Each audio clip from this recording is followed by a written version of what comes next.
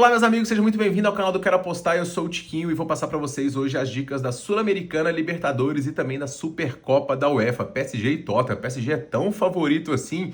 Enfim, a gente vai analisar no vídeo de hoje. Ontem, nas dicas principais que a gente mandou aqui no canal, empate anulado do Fortaleza, dica reembolsada, cantos no jogo do Atlético Nacional e São Paulo, essa dica veio, a duplinha de empates aí com 0,25 unidade no jogo do Cali e do Peñarol passou longe, mas tudo bem também tentar esse estouro, jogos bem equilibrados e o -1 do Del Valle acabou sendo reembolsado. Os bilhetes, o do Del Valle veio contra o Mushuc Runa, o do Fortaleza não veio. Então foi um dia de trocação aí, levemente negativo, poderia ser melhor e ele vai ser melhor hoje com as dicas que eu tenho aqui, que eu tô muito mais confiante, tá? Então vamos rodar a vinheta para passar para vocês essas dicas e eu espero que você comente com as suas também. E ó, no final do vídeo tem uma odd alta e eu digo para vocês, hoje ela vem. Então vem comigo pra gente poder passar para vocês as dicas de hoje, vamos que vamos.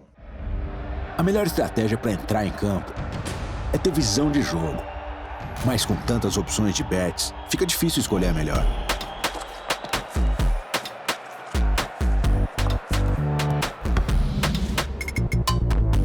É por isso que eu uso a conta Betpague. Uma conta completa, segura e sem impedimentos, para que você deposite e saque como e quando quiser. Pix com cashback, onde suas transferências têm até 1% extra em suas apostas. É isso mesmo, fez o Pix e saiu na frente. É mágico que isso, né? Amigão. É o seu dinheiro em movimento. Peça seu cartão sem burocracias e faça compras em lojas físicas e online. Com o Vpag é fácil e você ainda ganha pontos a cada transferência para trocar por prêmios incríveis.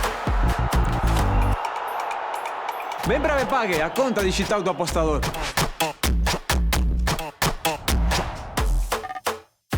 Agora, pessoal, com os palpites desta quarta-feira, a gente começa aí com a Supercopa da UEFA, Paris Saint-Germain, campeão da Liga dos Campeões, e o Tottenham, que foi o campeão da Liga Europa. O PSG, ele tá com uma questão interna aí, que é essa questão da saída do Donnarumma, uma coisa muito polêmica, um goleiro que foi um dos heróis aí desses títulos que o PSG conseguiu, sendo aí praticamente descartado pela equipe, então os bastidores do PSG estão um pouquinho complicados, mas ainda assim é uma equipe que taticamente é muito forte, que tem toda a base da temporada passada com muita velocidade. Agora a gente tem que saber qual que é o ânimo do PSG para esse jogo, visto que o PSG ainda jogou o Mundial de Clubes, chegou até a final, então assim, na minha visão, os jogadores não chegam aqui muito imbuídos não, o PSG vai engrenar ao longo da temporada, o potencial é muito grande, mas chegar aqui com a expectativa de amasso do PSG, de controle, de densidade, do que a gente viu na temporada passada, eu particularmente não acredito, até porque é um time que deve chegar com jogadores até um pouco acima do peso, de velocidade, por conta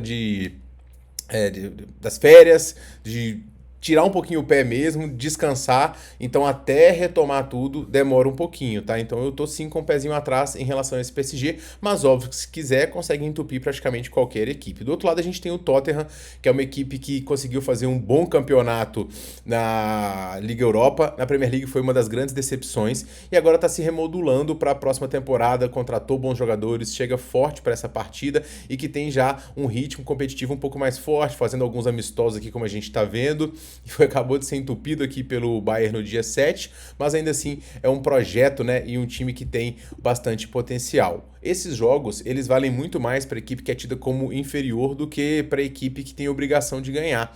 É um jogo, na minha visão, quase com cara de amistoso, sem muita intensidade, então cartões aqui não devem sair muitos, e eu não acredito no amasso do PSG não. Uma coisa que me chamou a atenção foi as linhas muito baixas para um Tottenham, que é um time que tem um DNA ofensivo, que tem capacidade de criação e que pode chegar inclusive melhor fisicamente nesse jogo. Pessoal, eu vou mandar uma única entrada nesse jogo aqui que é para o Tottenham ter pelo menos um escanteio no primeiro tempo e 3 finalizações. Mal de 1,53 para isso eu achei muito baixo, tá? Achei muito baixo mesmo.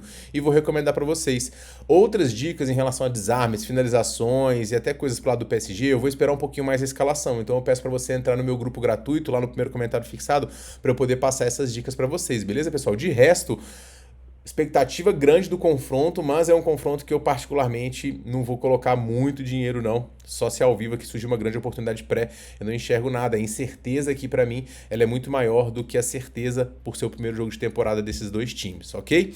Indo para a Copa Libertadores, a gente tem aqui o Cerro recebendo a equipe do Estudiantes, e o Cerro, ele não é um time muito forte, tá? Ele é um time que tem as suas limitações, mas ele no seu campeonato local, ele é muito tradicional e é sempre um dos favoritos, junto com o Olímpia, brigar pelo título aí. É um time que tem também um DNA ofensivo, que consegue criar chances e finalizações independente do adversário. O time finalizou muito contra o Palmeiras, finalizou muito contra praticamente todos os adversários, entupiu o Bolívar de virada nos jogos em casa e conseguiu classificar-se num grupo difícil, tá? O Cerro chega aqui para este confronto, ó, depois de ter perdido, e no jogo contra o Sport Cristal, em todos os jogos ele finalizou muito, ó, 19 finalizações diante do Sport Cristal, até diante do Palmeiras aqui foram muito, ó, 10 finalizações diante do Palmeiras, é muito para poder pegar o Palmeiras, e se eu não me engano o Cerro teve até um jogador a menos aqui, então o Cerro é um time que tem tradicionalmente um DNA ofensivo de criação de chances diante dos adversários. O Estudiantes, por sua vez, passou aqui no grupo difícil, que era o grupo do Botafogo, perdeu, mas fez jogos dignos fora de casa, mas a fase geral fora de seus domínios não é muito boa. Em muitos jogos, inclusive, o Estudiantes não consegue sequer fazer gols. Então a moral aqui chega grande. São 3 vitórias seguidas também, com boas atuações de um time que marca muito forte, de um time que tem bom meio campo e que eventualmente em casa, principalmente, vai conseguir fazer bons jogos. Aqui é um jogo, na minha visão, para o Estudiantes meio que segurar mesmo, tentar se fechar, pegar um contra-ataque, picotar o jogo e do Cerro tentar finalizar, criar chances. A média de finalizações do Cerro ela é muito alta, né? A média de 15 finalizações aqui, estão dando 12,5 finalizações do Cerro em cotação de 1,74. Eu vou recomendar essa dica para vocês. Acredito que o Cerro sabe que para poder passar nessa eliminatória tem que pressionar, tem que fazer gol e eventualmente até se fizer um gol tende a continuar pressionando. Então 13 finalizações desse time aqui eu achei interessante e é a minha única dica para esse confronto, beleza? No segundo jogo, pessoal, a gente tem aqui o Flamengo recebendo a equipe do Internacional e esse é um confronto também que é difícil, tá? O Flamengo ele não vai ter hoje o Arrascaeta, que é um dos seus principais jogadores, seu principal jogador de articulação, o seu camisa 10, mas tem hoje a volta do Jorginho, e é uma importante volta. A função de criação vai ficar ou com o Luiz Araújo e com o Plata, que vão se revezar, o que faz com que esses dois jogadores não tenham tanta tendência assim a finalizar como eles têm. O Plata, quando ele joga para a direita, na posição que ele está hoje, ele costuma finalizar muito a gol e eu costumo pegar ele nessas finalizações para gol. Mas se ele tiver que mudar e jogar um pouquinho mais do meio, não fica tão legal assim. Cresce assim as finalizações do Lino, tá? Pela esquerda tá finalizando bastante, então pelo menos um chutezinho a gol dele aqui pode ser interessante, além do Pedro. Então o meio-campo do Flamengo vai muito forte hoje, a defesa também com seus dois ótimos zagueiros e a lateral esquerda com a volta do Alexandre também, que é bem interessante, o Varela deve fazer à direita, tá? O Flamengo chega para este confronto aqui depois de dar uma resposta diante da eliminação da Copa do Brasil. Foi um bom jogo diante do Mirassol, mas o Mirassol também se mostrou um adversário bastante digno. O Flamengo conseguiu criar bastante, muitos escanteios, muitas finalizações e tende a pressionar diante da equipe do Internacional. O Inter encerrou uma sequência de resultados ruins e conseguiu um bom jogo diante do Bragantino, mas eu acho que isso fala mais mal sobre o Internacional do que bem... Mas eu acho que isso fala mais mal sobre o Bragantino do que bem sobre o Internacional. A gente fez algumas mudanças aqui que soaram efetivas, né? Tem que mandar esse Borré e esse Valencia embora que eles não entregaram. E entra o Ricardo Matias e fez simplesmente 2 gols. Jogador aí que pode despontar no ataque do Internacional, fazendo o trio com o Wesley, que tá jogando muito, e com o Bruno Tabata, que vinha entrando e correspondendo muito bem. Ele ganhou a posição do Carboneiro. E o Wesley foi jogado aí pra esquerda com o Alan Patrick, que tem feito um bom campeonato também iniciando. O time hoje não vai poder contar com o Mercado, com o Carboneiro, com o Ivan, com o Bruno Gomes e também com o Lucas Drummond. Não são grandes os desfalques do Inter, que tem a sua defesa reforçada com o Rocher, com o Vitão, que voltou a jogar, não jogou o último jogo, Aguirre e Bernabé. Então, assim, o Inter tem condições de complicar esse jogo, mas o Flamengo é sim mais forte. Eu vou mandar 2 entradas nesse jogo aqui, pessoal. Uma impressão do Flamengo no primeiro tempo, finalizações, que eu acho interessante, tá?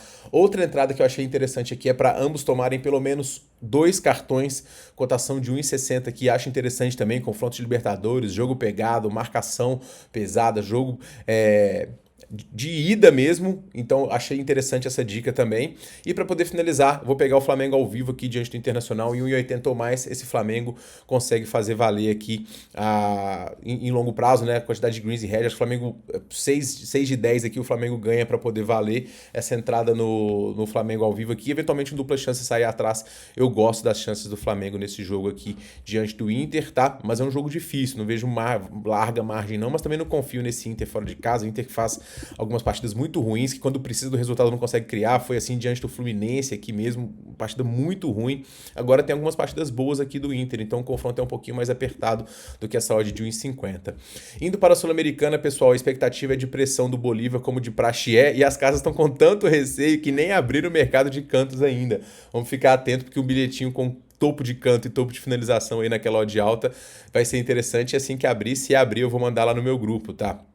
Bolívar tem uma média de finalizações muito alta e isso é ajudado por conta da altitude, né? Para quem não sabe, o Bolívar joga aí a quase 4.000 metros de altitude e a bola corre muito, então o Bolívar se aproveita disso para poder fazer os seus resultados, finalizar bastante, chute fora da área, amassar tanto no primeiro, mas principalmente no segundo, quando o adversário está um pouco mais desgastado. Então eu gosto das chances do Bolívar aqui. Eu vou pegar também a vitória do Bolívar ao vivo, tá? Em cotação de 1,70 ou mais, e vou pegar também a linha de finalizações do Bolívar de 18,5 e 1,70. Eu acho que essa linha vai cair também até o início do jogo e vou recomendar essas duas dicas para vocês. Com a vitória do Bolívar, que sabe que para poder vencer tem que fazer gols, então ele tem que finalizar porque ele tem que abrir margem, porque fora de casa ele não joga tão bem, e o adversário, um adversário frágil aqui que vem para poder jogar um pouco mais defensivo, tentar o contra-ataque, que não ganha de ninguém fora de casa. Então essa vitória do Bolívar aqui eu gosto bastante. Para poder finalizar, pessoal, a gente tem a Alianza Lima recebendo a equipe da Católica, e a Alianza Lima é um time que eu peguei várias vezes, né, nessa temporada, fiz algumas apostas a favor, inclusive diante do Grêmio aqui,